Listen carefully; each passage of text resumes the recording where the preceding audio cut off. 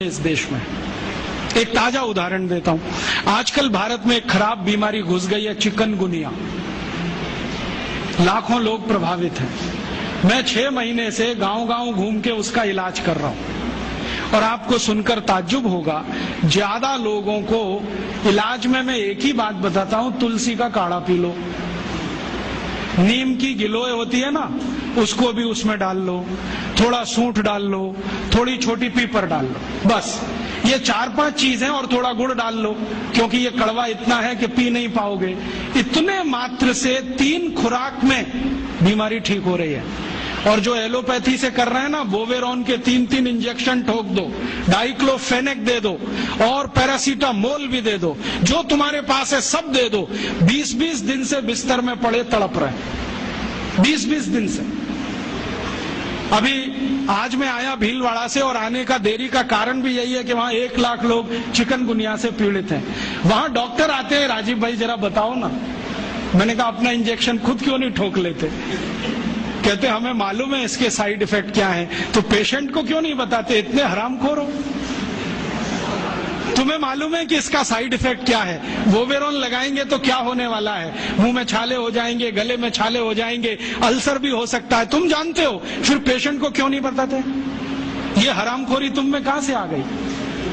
अपने को इंजेक्शन ठोकोगे नहीं, उसको ठोकते जाओ, तुम्हें मालूम नहीं है ठीक नहीं होगा, फिर पैरासीटामोल देते जाओ, डाइक्लोफेनेक देते जाओ, नोवलजीन के इंजेक्शन लगाते जाओ। और दुर्भाग्य से एलोपैथी ने ये सब नाम 20 साल पहले बैन कर दिए। वो कहते हैं डाइक्लोफेनेक खराब है, पैरासीटामोल तो और भी खराब है, नोवलजीन तो 1984 से बैन है यूरोप में और अमेरिका में, वही इंजेक्शन यहाँ ठोक रहे हैं लगातार। दुष्परिणाम है कि मरीज ठीक ही नहीं हो रहे। और मैं आपको मेरा अपना तजुर्बा बताता हूं। आप में से कुछ विद्यार्थी होम्योपैथी के हैं। आप जानते हैं कि होम्योपैथी की बहुत सारी दवाएं आयुर्वेद से ही निकली। तुलसी है ना, उसी से ओसीमम है। ओसीमम की 3-3 खुराक देके कर्नाटक में 70,000 रोगियों को चलता कर दिया, और वो 20-20 दिन से एलोपैथी खा रहे थे, रिजल्ट नहीं आ रहा है। ओसीमम 200 की 3 खुराक सफिशिएंट, और आदमी 20 दिन से तड़प रहा है बिस्तर में, न नींद आ रही है, न चैन मिल रहा है, इतनी उल्टियां हो रही हैं, बुखार उतर नहीं रहा है, सब तकलीफ है। 3 डोज दो, खत्म कहानी। मैंने उसको फिर कुछ जरूरत ही नहीं। और फिर आज स्थिति यह है कि कर्नाटक सरकार ने हमारे ये कैंपों के रिजल्ट देखने के बाद अपने डायरेक्टर्स और ज्वाइंट डायरेक्टर सबको लाइन से लगा दिया, जाओ राजीव दीक्षित के पास, सीखो उससे वो क्या दे रहा है और रिजल्ट क्यों आ रहा है। हमने 70,000 पेशेंट को दवा दी, 6 मरे, और उन्होंने 1,22,000 को दी, उसमें से मुश्किल से 6 बचे। ये कर्नाटक का हाल है। कर्नाटक में चिकनगुनिया इतना बुरी तरह से फैला है, कोई गांव नहीं बचा जहां चिकनगुनिया ना हो।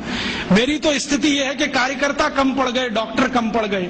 अगर मेरे पास 1,000-2,000 डॉक्टर होते तो हम कर्नाटक के उन लाखों लोगों को बचा लेते जो मर गए पिछले 6 महीने। महाराष्ट्र में भी यही है। रिजल्ट मिलते हैं उन दवाओं से, तो भरोसा क्यों नहीं करें उनके ऊपर? ओसीमम तो तुलसी में से ही बनी है भाई, और तो क्या है, डाइल्यूशन फॉर्म में है, बस इतना ही तो है।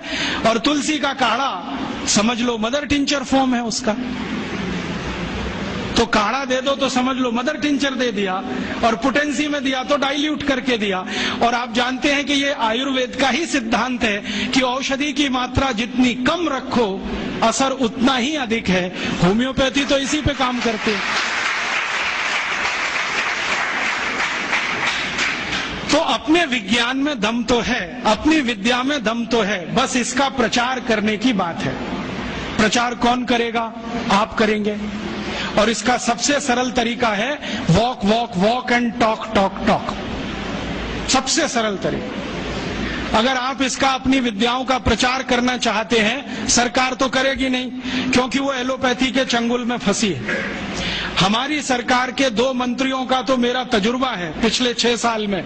जब मैं उनके पास गया स्वास्थ्य मंत्री को मिलने के लिए, वो कहते राजीव भाई ये सब हमको समझता है, कर कुछ नहीं सकते। क्योंकि ऐसा जकड़ के रख लिया है। तो मैंने कहा इसमें आग तो लगा सकते हो, आग ही लगा दो हनुमान जी की तरह से, रावण की लंका एक बार जल जाए, कम से कम कहानी तो खत्म हो जाए। तो कहते हैं उतनी हिम्मत अभी तक नहीं आई है, आ जाएगी तो वो भी लगा देंगे। तो उनमें तो आने से रही, क्योंकि वो तो फंसे हैं अपने स्वार्थ में।